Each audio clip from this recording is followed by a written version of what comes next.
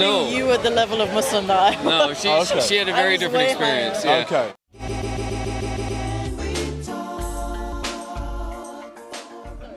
So I'm here with Sam and Faye. Faye, and what do you guys have in common? Well, we're both ex-Muslims. Ex-Muslim? Ex-Muslim? Ex-Muslim. But were you the same kind of Muslim before?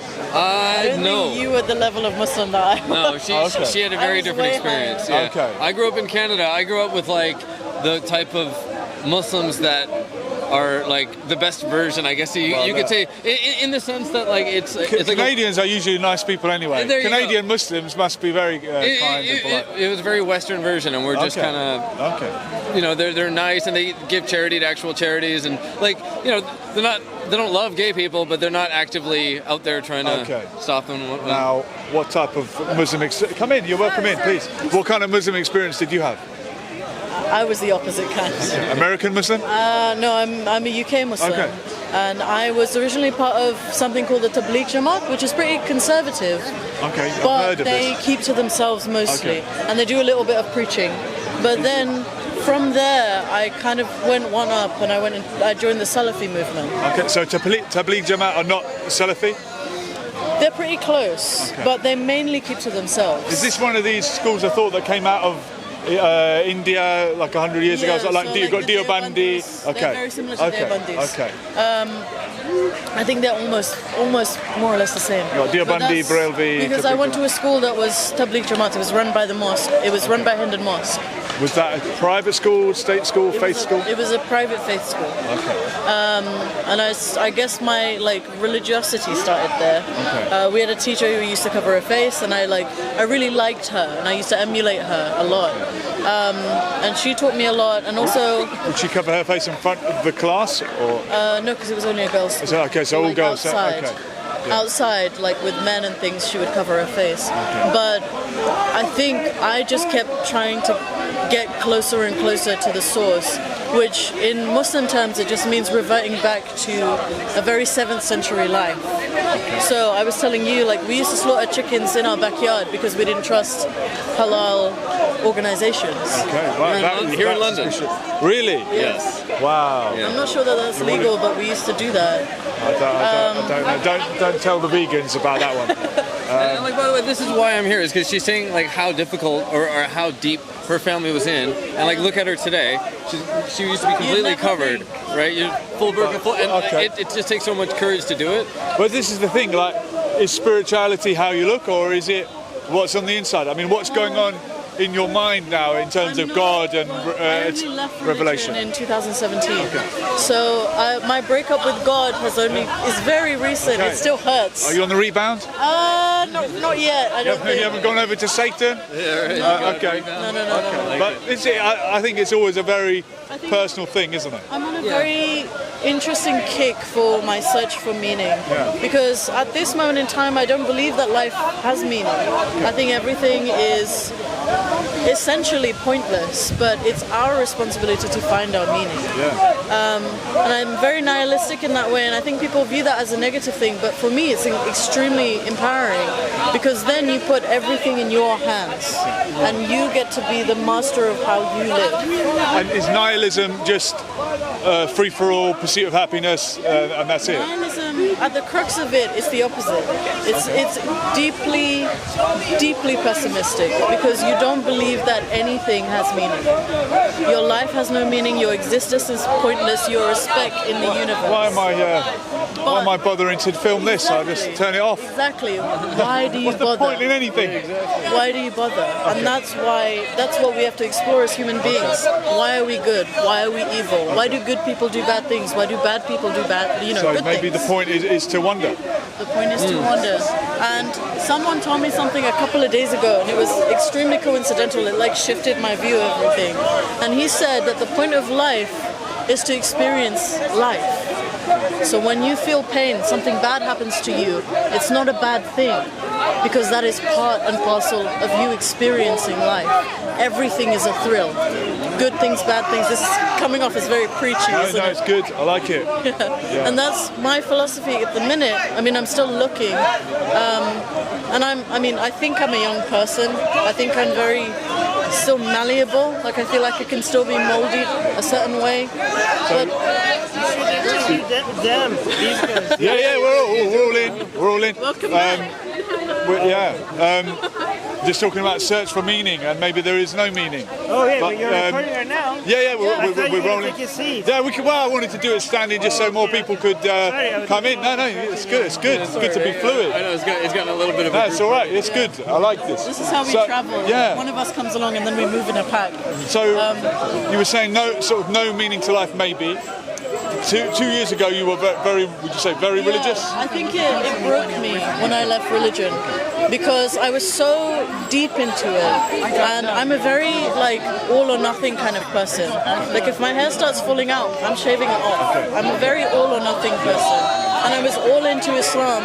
And when that broke, it broke me as a human being. I changed completely. This is what happened. Things come in swings, the pendulum swing. I sort of touched upon it with Ahmed, but I didn't really get into it. Like he came from, or he grew up in the Islamic Republic of Iran. Right. Yeah. 40 years ago, Iran was a very Western, liberal country that then went too far in one direction, and then it went the other way. Yeah, well, hijab used to be illegal, exactly, and now it's mandatory. Yeah. The Shah Savak used to rip it off your head if you wore it. Right. Now the Revolutionary Guard force you to wear it. So we go that way, then we go that way. You were very religious 2 years ago. Now you're not religious at all, but you're searching. Yeah.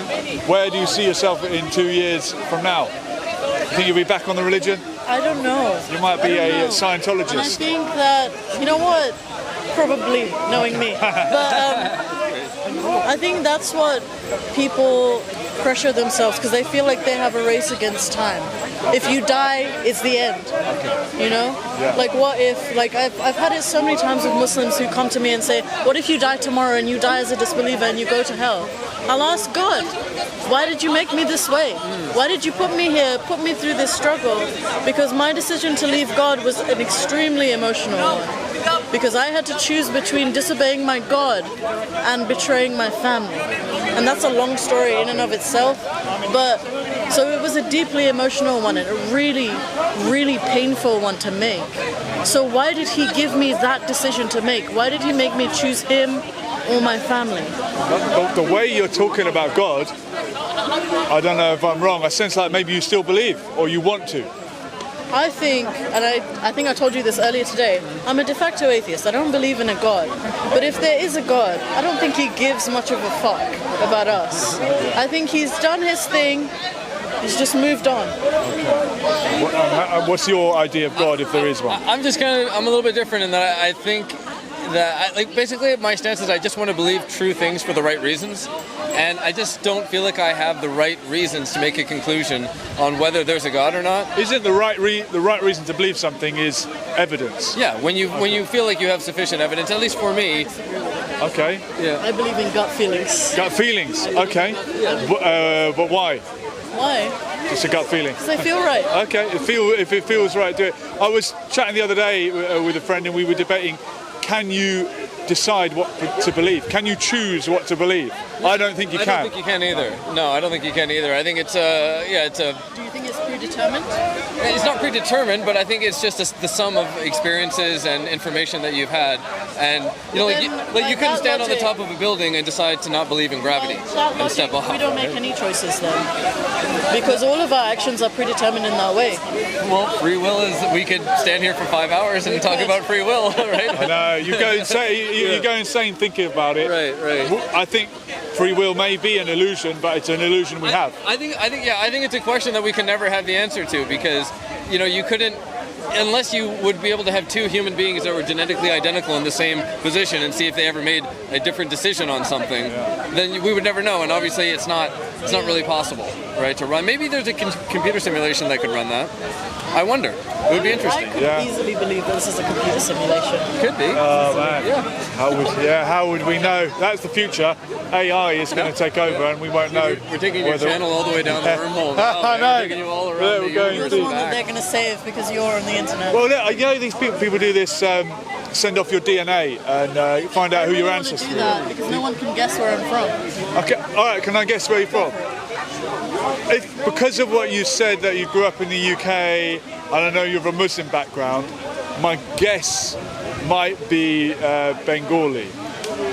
I knew he was going to get it. Okay, did I get it? Yeah, okay, I got it. Okay, but I can see why people wouldn't get it, and Bangladeshi people are diverse and could look like many different like things. My 50th guess. Like, you know Okay. But yeah, that's going on. Look, I could have said South American, could have said anything, but because you said you're from the UK. I want to do it because I think I have much more. Like my mum is very insistent that I'm Bengali, but I don't think so because no one can guess that I'm from Bengali. Just apart from me. But that was, as I said, I based it on prejudice. Okay. But like people from Bengal tell me that a lot of Yemenis went there. Islam came to Bangladesh from via Yemen. Obviously, there's going to be Burmese, or you're right next to Burma, so you've got that I'm pretty influence. sure I'm part Burmese. Like 50% sure. Do you travel the world a lot? I've lived here my whole life. Okay. I'm going to leave the country. Go to South America. First time when we go to Amsterdam. Really? Because we're having a conference there. Oh, nice. Okay. You've never left the country before? Yeah. Well, I've been to Bangladesh, but not by myself. So, okay, I'm going to guess your background. I know Canadian Muslim. Yeah. Pakistani. Okay, too good. That's Okay, too amazing. good. But if I was in Canada, I get the impression there's more Sikhs in Canada than Muslims, or there's a lot of Sikhs.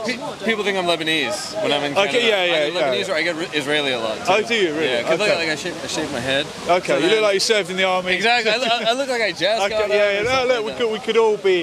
we could all be many things. Yeah. It is always interesting to guess. Yeah. Well, guys, thank you so much for chatting to me. Appreciate it. You've uplifted me. Are you going to be around at the conference? In a couple of weeks, or a week, the Atheist Conference. Yeah, I'm on the door for that. I'm volunteering at that. Oh, you're not getting in unless you're on the list. No, I'm meeting every person. I Okay, have a very you're gonna- specific privilege. All right. Well, I hope you let me in. I imagine I'll see you there. Absolute pleasure. Well done, Cheers, guys. yeah, Lovely, thanks. lovely.